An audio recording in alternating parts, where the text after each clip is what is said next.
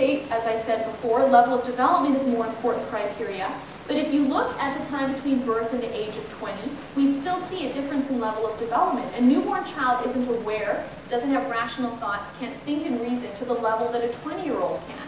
But do we consider a newborn child not a person simply because he's less developed?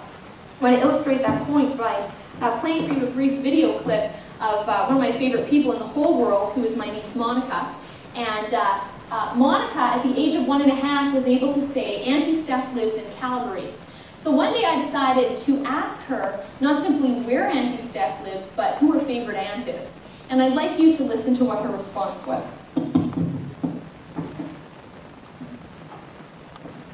Now, what are you in? Hey Monica, who's your favorite aunt? No, that's where your favorite aunt lives.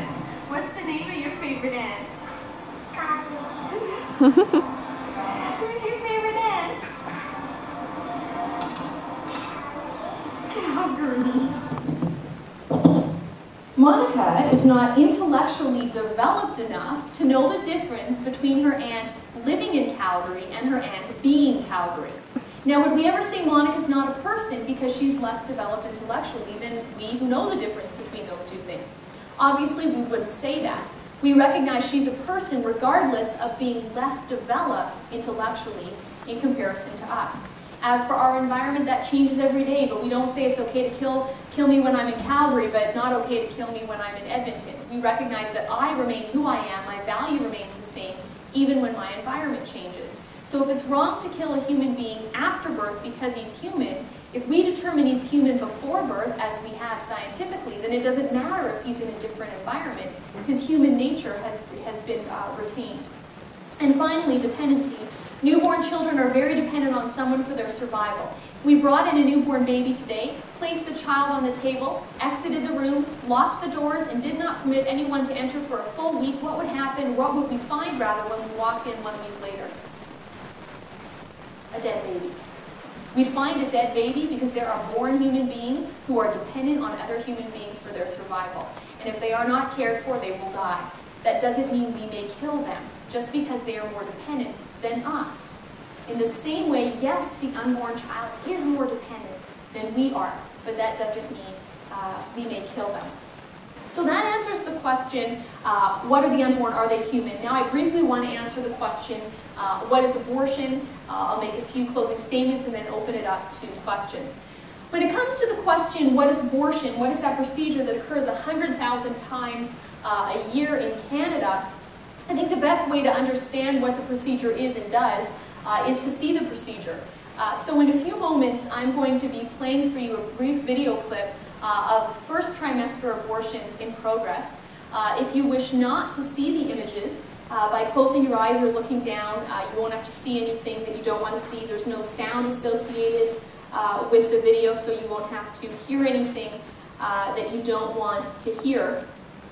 Before I play the film, there are a few points that I want to make. The first is that I am not condemning women who have had abortions or men who have been involved with abortion decisions in playing this film, or even in considering abortion a human rights violation. I'm not being critical of people. I am being critical of behavior, of a specific action, namely the action of abortion, which ends the life of a human being. Certainly I recognize that some people have entered into abortion not fully informed of what the procedure is and does. Some have been more informed than others. But the point is, regardless of what we have done or haven't done, and of course if we've been indifferent to what's going on, there is forgiveness and there is healing. And I want to just briefly share with you a very powerful story of forgiveness that I learned about. It involves a very successful businessman. I learned about this story just a couple of years ago. This businessman was very popular, very well known, the kind of person who, when he walked into a room, people noticed him right away. He was always well dressed, had impeccable manners. One day, however, there was a group of people that got on the nerve of this particular businessman. He was becoming increasingly aggravated by them. He looked, for example, at some of the children that his children played with, and in his mind, they were becoming the enemy. He looked at the parents of some of these children, and in his mind, they too were the enemy. And in his increasing hostility towards these people, one day the attitude he had turned into action, and he became a mass murderer. His name is Felicien. and he is from Rwanda. And he was a perpetrator of the 1994 genocide there, where almost 1 million people were slaughtered in a record-breaking 3 months. When the genocide was over, Felicien was put in prison. And one day he received a visit from a university student by the name of Immaculée Ilibagiza. Immaculée knew Felicien from years prior when she had played with his children growing up. During the genocide, however, he hunted her down, and he wanted her dead. He obviously never found her, but he did find her mother and brother.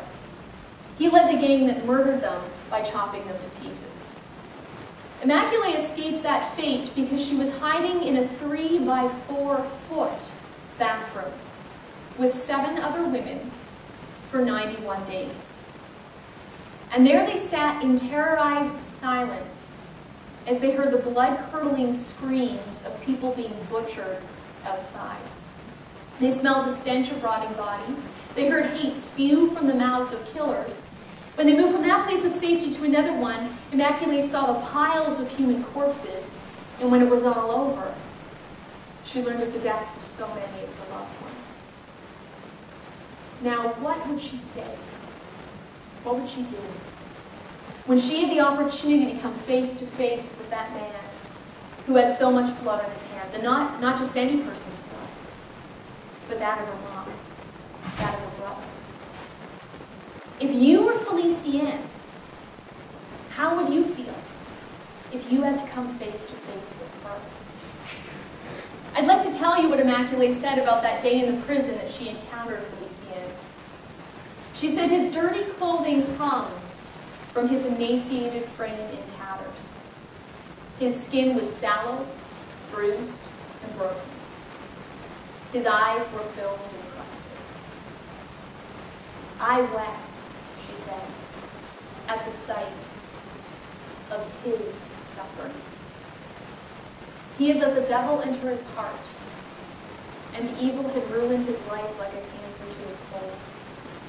He was now the victim of his victims, destined to live a life of torment and regret. He was sobbing. I could feel the shame.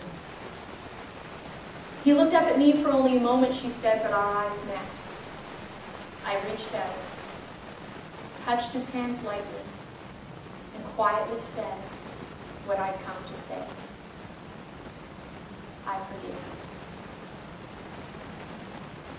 I forgive you is what she could say to the man who led the gang that dismembered the body of her mom and that of her brother. So no matter what we have done, that story, I think, shows that there is forgiveness and there is healing. The last point I want to make before running this film is to quote, actually, from an abortion advocate, Naomi Wolf, who in 1995 wrote an article called "Our Bodies, Our Souls," and she spoke specifically to the pro-life movement's use of images similar to what I'm going to show you. And she says, the pro-choice movement often treats with contempt the pro-lifers' practice of holding up to our faces their disturbing graphics. But how can we charge that it is vile and repulsive for pro-lifers to brandish vile and repulsive images if the images are real? To insist that the truth is in poor taste is the very height of hypocrisy. Besides, if these images are often the facts of the matter, and if we then claim that it is offensive for pro-choice women to be confronted by them, then we are making the judgment that women are too inherently weak to face a truth about which they have to make a grave decision. This view, says Naomi Wolf, is unworthy of feminism.